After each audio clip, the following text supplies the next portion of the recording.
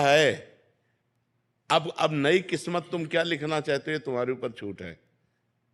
तुम नई किस्मत में एकदम एक भी पाप न लिखना चाहो तो एक भी पाप नहीं लिख सकते, पुण्य लिखना चाहो तो पुण्य ही पुण्य लिख सकते हो। सिर्फ भगवत प्राप्ति को ही लक्ष्य बनाए तो पाप पुण्य दोनों को नष्ट करके भगवत प्राप्ति करना होगा। न पुण्य रहेगा न पाप है, नाम जप से सब हो जाएगा। सब हो जाएगा, नाम जप से सब हो जाएगा। जिनको राम कहना भी नहीं आता था, वो जब मरा मरा शुरू किए तो ब्रह्म ऋषि हो गए कि नहीं हो गए। और दूसरा कोई साधन तो उनके पास था नहीं। अजामिल जीवन भर वैश्यागमन किया, पाप किया, अंतिम समय पुत्र के बहाने से नारायण निकल गया तो भगवत प्राप्त हो गया। नाम की बड़ी महिमा है। कहूँ कहाँ लगी नाम बड़ाई, राम न सके नाम गुण गाए। स्वयं भगवान अपने नाम की महिमा को नहीं गा सकते, इतनी अपार महिमा नाम की है। अगर आप नाम जप कर रहे हो तो तीर्थ याटन करो ना करो, नाम जप कर रहे हो दान पुण्य करो ना करो, सब कुछ हो रहा है। नाम जप पूर्ण है जी। और सत्संग सुनना भी। सत्संग से नाम जप में प्रीति होगी, सत्संग से गंदे आचरण छूटेंगे, सत्संग से भगवत मार्ग पुष्ट होगा, सत्संग से भगवत मार्ग में उत्साह होगा। सत्संग भजन कराएगा, सत्संग भजन बढ़ाएगा, सत्संग भजन पचाएगा। सत्संग अति अनिवार्य है। अगर सत्संग न हुआ तो भजन हो ही नहीं सकता। वो थोड़ा बड़ा हुआ अपराध बना, खत्म हो गए, आगे बढ़ ही नहीं सकता। भजन करना कठिन, करके बचाना कठिन, और बचा के पचाना कठिन। और भजन पच जाए तो भगवत प्राप्ति हो जाए। भजन भी अपच हो जाता है, नहीं पच हो जाता।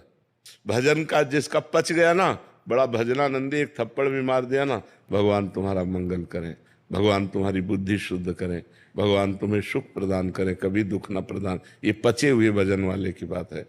करत जे अनशहन निंदक तिन्हु पे अनुग्रह किए।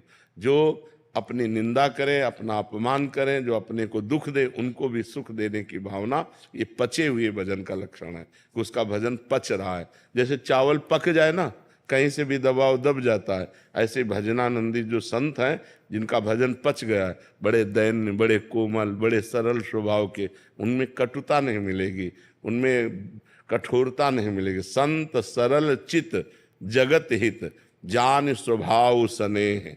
उनका स्वभाव, उनका स्नेह सरल। संत ते होए न कार जाने।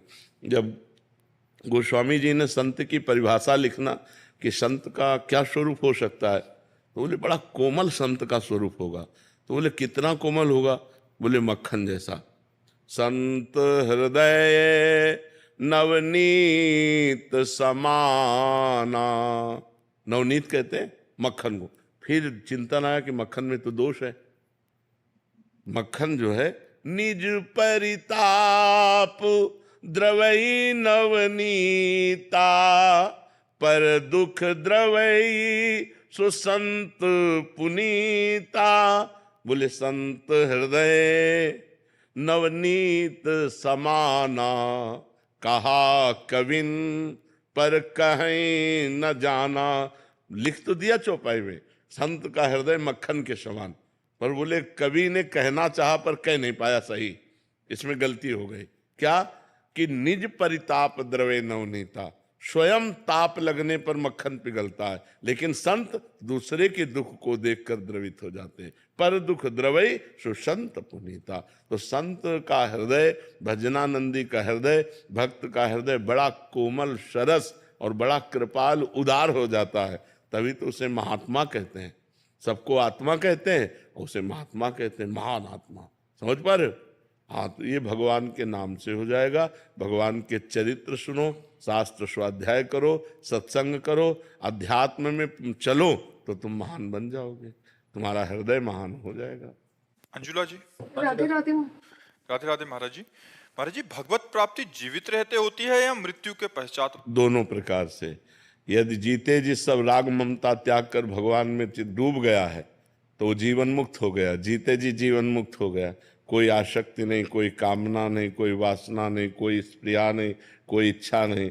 जा ही न चाहिए कबहु कछु, तुम सन सहज सने, बसो निरंतर तासुर सो राउर निज के। वो जीते जी मुक्त हो गया, जिसकी चाह मिट गई। अब जो भजन तो कर रहा है पर कुछ चाहे हैं, तो फिर वो शरीर छूटने के बाद उसे भगवत प्राप्ति होती है। दो प्रकार की है भगवत प्राप्ति।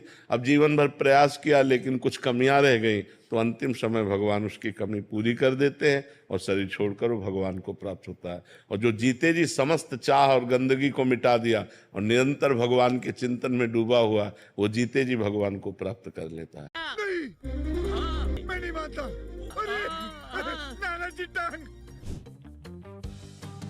करने के उद्देश्य से प्रतिदिन लिखित रूप से आत्म विश्लेषण करते हैं, लेकिन जैसे ही हमारे गलत कर्मों की संख्या बढ़ने लगती है हम निराश और हताश हो जाते हैं और धीरे धीरे इस भजन रूपी आत्म विश्लेषण को ही छोड़ देते हैं। इससे ना केवल सही और गलत। ये आपका बहुत सुंदर दिनचर्या है जो आप अपने कर्मों का आकलन करते हैं, लेकिन इसमें निगेटिव पार्ट क्यों आ गया? इसमें पॉजिटिव पार्ट आना चाहिए कि आपका उत्साह बढ़ना चाहिए और जो आपके द्वारा भगवत विमुख कार्य होते हैं उनको रौंदना चाहिए, उनको छोड़ना चाहिए। आप भजन छोड़ दिए, आप निराश हो गए, आप उदास हो गए, ये तो बात नहीं बनी। इसका मतलब आप भजन नहीं करते। अगर आप भजन करें तो आपको जलन होगी, लेकिन आपका भजन बढ़ेगा, भजन नहीं छूटेगा। छूटेंगे गंदे आचरण, भजन बढ़ावें हम। ये निगेटिव बात कैसे आ गई? ये नकारात्मक सोच कैसे आ गई? भजन छूट गया तो फिर बुराइयां ही बुराइयां रह जाएंगी हमारे पास, फिर क्या हमारे पास रह गया? हमको आकलन करना है, 24 घंटे में देखना है हमसे कौन से दोष हुए और उन दोषों को रौंदना है। उन दोषों से हमें जीतना है, हारना नहीं है। तो जीतेंगे भजन से। हम अपना भजन बढ़ाते चले जाएं तो हम दोषों पर विजय प्राप्त कर लेंगे। भजन ही छोड़ दिया तो दोष हमको परास्त कर देंगे, हम दोषों के अधीन हो जाएंगे। सविता जी रोहतक से। राधे राधे महाराज जी। महाराज जी, आप कह रहे हैं कि आपका जो बुद्धि है किसी एक गुरु जी पे दृढ़ नहीं हो पा रही। कभी रामकृष्ण परमहंस जी, कभी महाअवतार बाबा जी, कभी युक्तेश्वर जी, कभी लहड़ी महाशय। देखो, हमने दुकानें 100 देखी लेकिन माल एक भी नहीं खरीदा। दुकानें हमने 100 देखी, माल एक भी नहीं खरीदा, तो फायदा क्या हुआ? हमें बताओ, पूरा जीवन बर्बाद हो गया। हमने 100 महात्माओं की बातें सुनी लेकिन आचरण में एक की भी नहीं उतारी, तो हमारा काम, अरे एक को पकड़ लो पार हो जाओगे। 100 नाव में थोड़ी चढ़ा जाता है, एक नाव में चढ़ा जाता है। प्रभु पढ़ के ना, जैसे बहुत ज्यादा साहित्य पढ़ने के बाद, किताबें पढ़ने के बाद सब गुरु बहुत अच्छे लगे। सबको देखो, हमारी बात सुनो, हमको ये देखना है कि महापुरुषों के वचनों के अनुसार हमको चलना है। अच्छा लगने से क्या हुआ? हमें हर दुकान की सामान अच्छी लगती है, हर दुकान अच्छी लगती है, लेकिन हमने खरीदा क्या? नहीं प्रभु, जैसे एक चित्त नहीं हो पाता है मन। तो खरीदना तो यही होता है ना कि हमारा चित्त एकाग्र होकर परमात्मा में लग गया। संतों के संग का मतलब क्या है? सत्संग का फल है कि परमात्मा के किसी एक नाम रूप में हमारा चित्त लगा और सब भार उन्हीं के ऊपर छोड़कर उन्हीं के भजन में लग गया। प्रभु उसको लगाने के लिए मतलब कैसे? मैं डावाडोल है मन मेरा। अब तो गाड़ी छूटने वाली है, गाड़ी छूटने वाली, होश में हो जाओ, नहीं तो गाड़ी छूटने वाली है।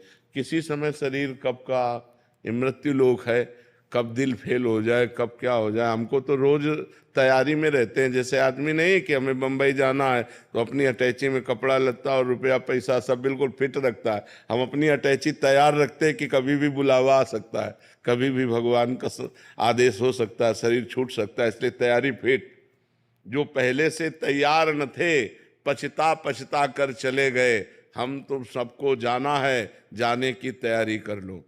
यहाँ से जाना है, जाने की तैयारी। अब राधा राधा रटोगर, हमारी बात मानो तो राधा राधा राधा राधा राधा राधा राधा, हर समय नाम जप करते रहो। तो जिस श्वास में राधा नाम कहते हुए शरीर छूटेगा, उसी में भगवत प्राप्ति हो जाएगी। वेदांत जी गुजरात से। राधे राधे। राधे राधे। श्री हरिवंश महाराज जी। महाराज जी, हमारे द्वारा किए गए अच्छे कर्मों का फल सदैव अच्छा ही मिलता है या फिर अच्छे कर्मों का विपरीत फल भी प्राप्त हो सकता है? अगर हम अपने सभी कार्य कदापि ऐसा नहीं हो सकता। अच्छे कर्म का फल विपरीत नहीं हो सकता, कदापि नहीं हो सकता, क्योंकि कर्म का न्याय करने वाले भगवान हैं। और भगवान स्वयं श्रीमुख से कह रहे हैं, अवश्य में वो भोक्तव्यम कृतम कर्म शुभा अशुभम। शुभ माने पुण्य, अच्छा कर्म, और अशुभ अर्थात पाप, बुरा कर्म। अच्छे कर्म का फल अच्छा और बुरे कर्म का फल बुरा मिलता है। हाँ, वर्तमान में दृश्य देखने में दुविधा हो सकती है। जैसे वर्तमान में कोई धर्मात्मा पुरुष है, धर्म का आचरण कर रहा है, अच्छा आचरण कर रहा है, लेकिन उसको दुख भोगना पड़ रहा है। क्योंकि पूर्व का पाप उसका लागू हो चुका है। जैसे बड़े बड़े संतों को देखा गया कि वो इस समय बिल्कुल सही मार्ग में पूरे जीवन भर चले, लेकिन इस जीवन में उनको बड़ा कष्ट उठाना पड़ा, तो पूर्व का जो पाप है वो उनको भोगना पड़ता है।